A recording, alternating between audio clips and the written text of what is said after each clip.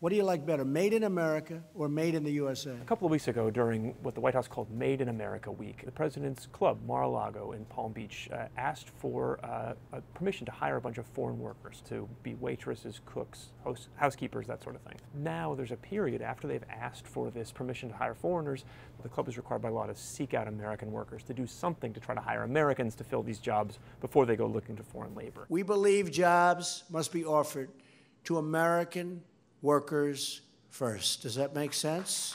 Since the president's talked so much about buy American, hire American, we went to see, okay, well, what's Mar-a-Lago doing to try to put that rhetoric into action? No longer are we going to allow other countries to break the rules, steal our jobs, and drain our wealth, and it has been drained. The answer is, as far as we can tell, not very much. They're legally mandated by the Department of Labor to put in 2 newspaper ads, and they did. They're on page C8 of the Palm Beach Post, tiny little agate type, and full of little sort of classified ad shorthand.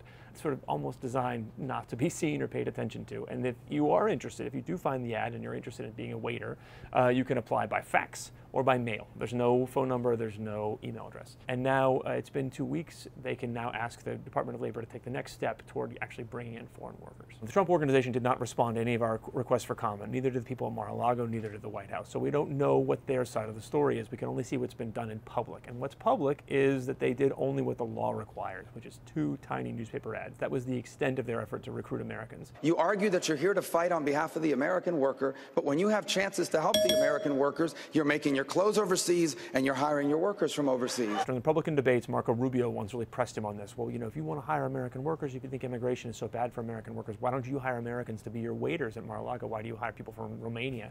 And Trump's response was, it's legal, it's hard to get those workers, I have the right to do it, so I'm going to do it. This is a legal process. This is a procedure. It's part of the law. I take advantage of that. There's nothing wrong with it. We have no choice. There's no legal requirement for President Trump's club to do anything more than they have done.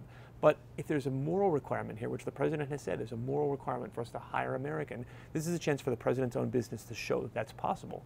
And it appears that they have chosen not to do that. They've chosen to do things as usual and bring in foreign workers. If anything, it's a sign from the president's own business that the labor market, that the immigration situation is not nearly as simple as the president has made it out to be.